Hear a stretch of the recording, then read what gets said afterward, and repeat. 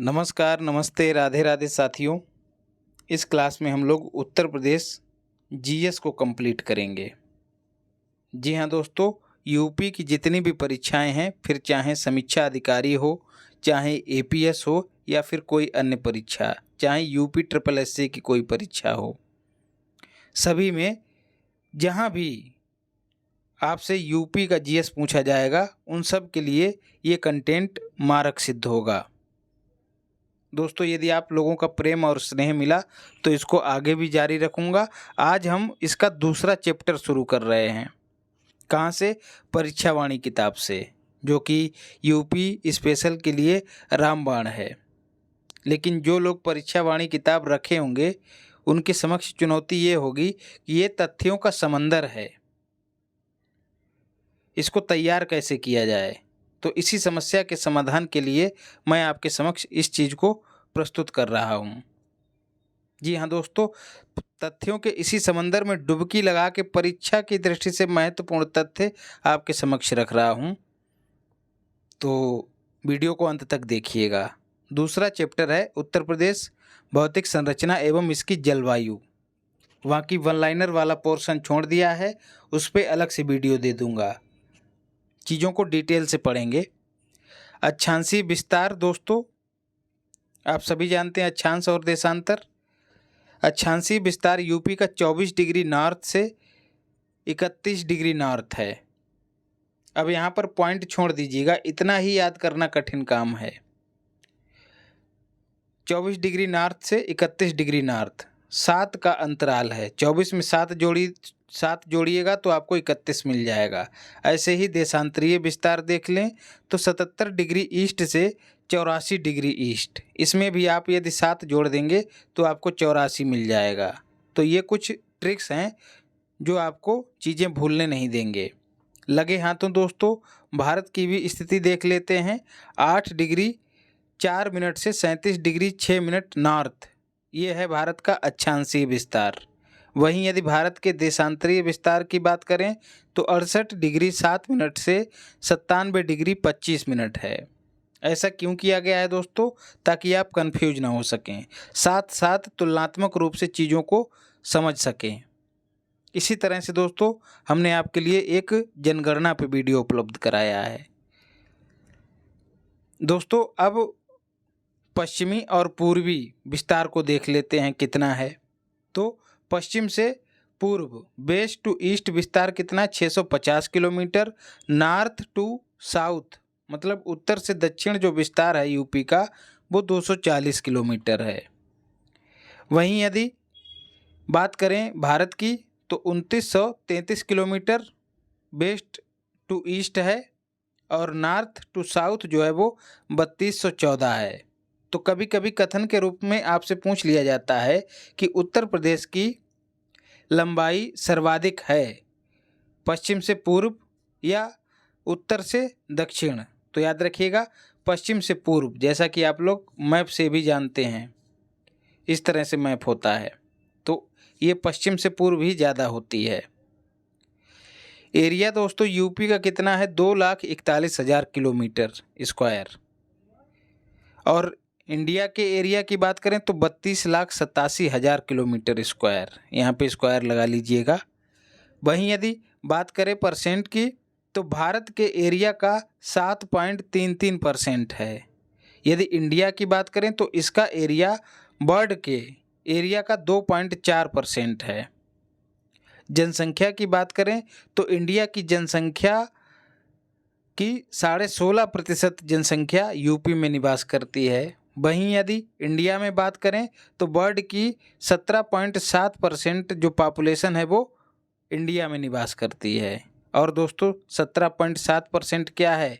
India की दशकीय वृद्धि दर, DBD, दशकीय वृद्धि दर। ये सब चीज़ें आपको बताई हैं। भारतीय मानक समय रेखा दोस्तों कितनी है? 82.5 डिग्री, जो कि यूपी के इलाहाबाद के, मतलब प्रयागराज के मिर्ज़ापुर ज़िले से गुजरती है। एक बात और याद रखिएगा, कर्क रेखा यूपी से नहीं गुजरती है, ये भारत के 8 राज्यों से गुजरती है, उस पर फिर कभी चर्चा करेंगे। लेकिन एक बात गांठ बांध लीजिए कि ये यूपी से नहीं गुजरती है। एरिया की बात करें दोस्तों, तो एरिया की दृष्टि से यूपी का भारत में चौथा स्थान है। पहले स्थान पे राजस्थान, दूसरे पे मध्य प्रदेश, फिर महाराष्ट्र और चौथे पर है यूपी। जनसंख्या की दृष्टि से यूपी पहले स्थान पे है। सबसे उत्तरी जिला पूछ लिया जाता है सहारनपुर, सबसे पूर्वी जिला बलिया, सबसे पश्चिमी जिला जो है वो ललितपुर है। माफ़ कीजिएगा, सबसे दक्षिणी ललितपुर और सबसे पश्चिमी शामली। यूपी की सीमाएं जो हैं 8 राज्यों से लगती हैं। कौन कौन से? उत्तराखंड, हिमाचल प्रदेश, हरियाणा। दिल्ली दोस्तों यूटी है, इसलिए इसको छोड़ देंगे। राजस्थान, मध्य प्रदेश, यहाँ पर भी मध्य प्रदेश है, फिर छत्तीसगढ़, झारखंड, बिहार और यहाँ पर भी बिहार है। तो कुल 8 राज्य हैं। यदि यूटी को भी शामिल कर लिया जाए तो एक और शामिल हो जाएगा। 9 एक यूटी और 8 स्टेट के साथ यूपी की सीमा लगती है। एकमात्र ऐसा जिला है न केवल यूपी का बल्कि भारत का जिसकी सीमाएं 4 राज्यों से लगती हैं। कौन सा? सोनभद्र, SNB मतलब सोनभद्र। किसके किसके साथ? एक तो एमपी के साथ, ये वाला हिस्सा सोनभद्र है। इधर एमपी हो गया, इधर छत्तीसगढ़ हो गया, इधर झारखंड और इधर बिहार। कुल 4 राज्यों के साथ इस जिले की सीमाएं लगती हैं। अब दोस्तों थोड़ा भौगोलिक स्थिति देख लेते हैं। पश्चिम में यमुना नदी और पूरब में गंडक नदी जो है यूपी की सीमा निर्धारित करती है। उत्तर से दक्षिण की ओर बात करें दोस्तों, तो सबसे उत्तर में शिवालिक जो कि हिमालय का भाग है, शिवालिक पर्वत श्रेणी। उसके बाद दोस्तों कंकरीले मतलब कंकड़ और पत्थरों वाली जो भूमि रहती है उसको भावर कहते हैं। हिमालय के तुरंत बाद दोस्तों आपने देखा होगा बड़ी बड़ी चट्टानें होती हैं और वहाँ से पानी, जो नदियों का पानी है वहाँ पर आके विलुप्त हो जाता है, मतलब नीचे, मतलब ऊपर धरातल पर दिखाई नहीं देता है। तो वो क्षेत्र भावर। उसके बाद दोस्तों एक मैदानी क्षेत्र आ जाता है धीरे धीरे, उसे कहते तराई। ठीक है। फिर आ जाता है बुंदेलखंड। ये जो है प्रायद्वीपीय भारत का ही हिस्सा है बुंदेलखंड। तो सबसे दक्षिण में बुंदेलखंड हो गया और बीच में दोस्तों यहीं पर है गंगा यमुना का मैदान। यमुना और गंगा के बीच का मैदान जो है वो गंगा यमुना का मैदान है। यूपी दोस्तों इंडिया के गोंडवाना लैंड का भाग है, याद रखिएगा। गंगा यमुना मैदान का निर्माण जो है वो प्लीस्टोसीन युग में हुआ है। इस तरह के सवाल पूछे जाने की प्रबल संभावना रहती है। भावर की बात करें दोस्तों, मोटी कंकड़ और पत्थर वाली बालू जो है वो भावर के नाम से जानी जाती है, जिसे मैंने ऊपर भी आपको बताया। ये प्रायः कम उपजाऊ होती है, बल्कि ना के बराबर उपजाऊ होती है। तराई की बात करें तो महीन अवसाद वाली मिट्टी होती है दोस्तों। महीन अवसादों वाला क्षेत्र होता है जो सर्वाधिक मैक्सिमम उपजाऊ होता है और जहाँ प्रायः धान और गन्ना की कृषि जो है सर्वाधिक होती है। गंगा यमुना मैदान का ढलान जो है दोस्तों वो नॉर्थ वेस्ट से साउथ ईस्ट है, तभी नदियाँ जो हैं दोस्तों इस तरह से बहती हैं। यदि आप इंडिया का मैप देखेंगे तो गंगा यमुना इस तरह से बहती हैं। तो उत्तर पश्चिम से दक्षिण पूरब की ओर ढलान है, ये भी याद रखिएगा। इस तरह के प्रश्न दोस्तों कथन के रूप में आपसे पूछ लिए जाते हैं। थोड़ा लॉजिक लगा के इनको अच्छे से हल किया जा सकता है। बांगर दोस्तों पुरानी कांप की मिट्टी होती है जहाँ पर बाढ़ का पानी नहीं पहुँच पाता है। आप सभी जानते हैं बाढ़ की जो मृदा होती है वो उपजाऊ होती है, तो बाढ़ का पानी नहीं पहुँच पाता, इस वजह से बांगर मिट्टी जो है उसकी उर्वरा शक्ति कम होती है। वहीं खादर की बात करें तो ये नवीन जलोढ़ होती है, यहाँ पर बाढ़ का पानी पहुँच जाता है और उसी पानी के साथ जलोढ़ मृदा का निर्माण वहाँ पर हो जाता है, जिसकी उर्वरा शक्ति जो है वो अधिक होती है। मैक्सिमम आवरण का क्षय दोस्तों खादर में ही होता है। नदियाँ बहेंगी दोस्तों तो जो नई जमाई गई मिट्टी है वो अपरदित हो जाएगी और बीहड़ों का निर्माण हो जाएगा। बीहड़ आप लोग सुनते ही हैं, सर्वाधिक बीहड़ों का निर्माण जो है यमुना और चंबल नदी से होता है। जलवायु की बात करें तो जलवायु किस किस्म की है?